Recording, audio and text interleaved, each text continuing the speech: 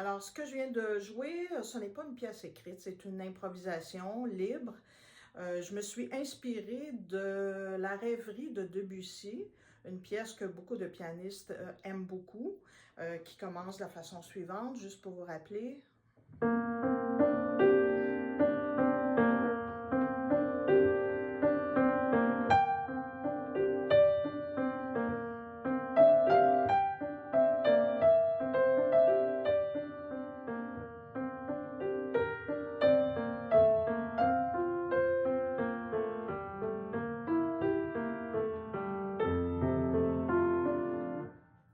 Alors voilà, souvent les professeurs ou les élèves me demandent comment on peut commencer une improvisation, surtout quand on a une formation classique où on est habitué de lire les partitions, d'apprendre les pièces de d'autres compositeurs.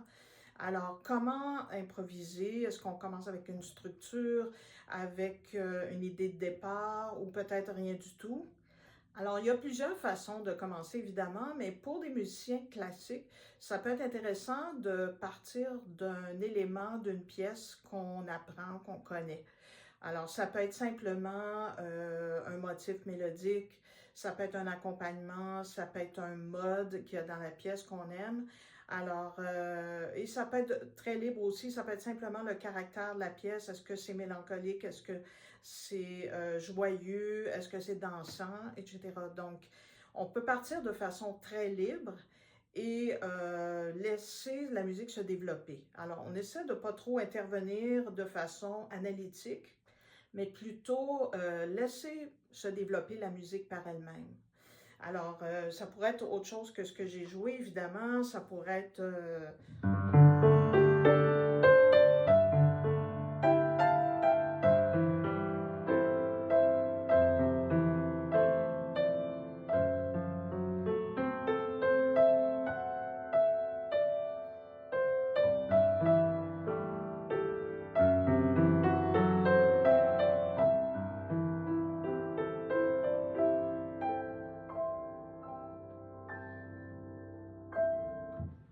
Alors, de façon très libre.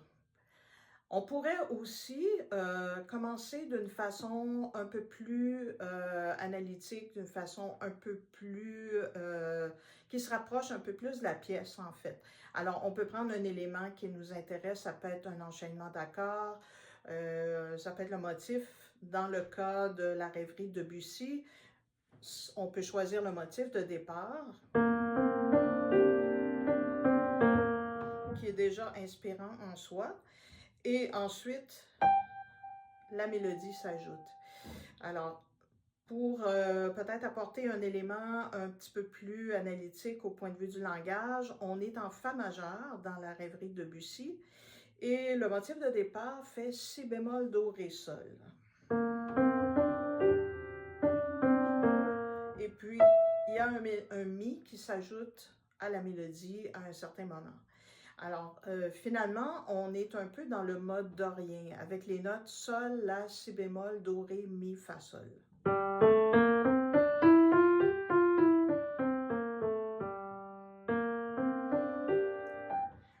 Alors, on peut partir de ça si on aime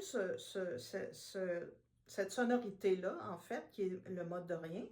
Alors, on peut partir idéalement dans un autre ton, sur d'autres notes, pour éviter de copier ou de simplement transposer. Alors, par exemple, si je suis en do majeur, motif fa, sol, la, ré.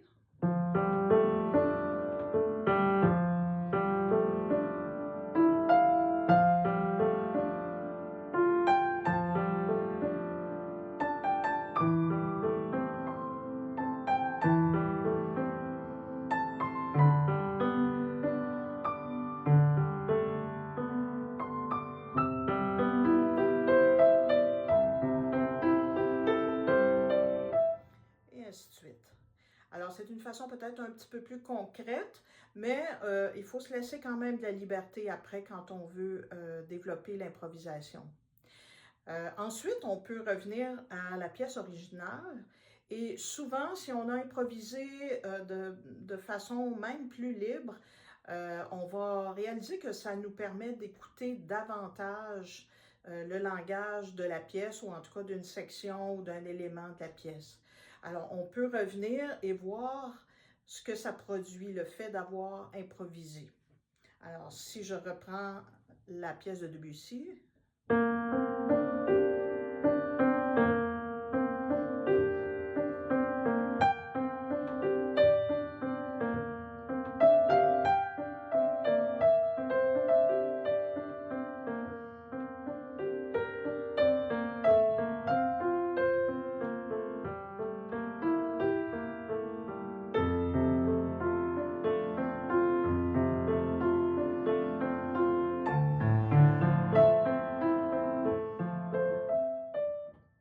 alors voilà, donc c'est une façon d'amener l'improvisation et d'amener aussi plus d'écoute dans nos pratiques. Alors, je vous encourage fortement à improviser comme ça peut être des petits moments dans vos pratiques, dans vos moments de rencontre avec votre instrument. Ça permet de développer l'écoute et ça permet de se connecter à notre instrument aussi. Alors, sur ce, je vous souhaite de belles découvertes, de belles improvisations et à bientôt!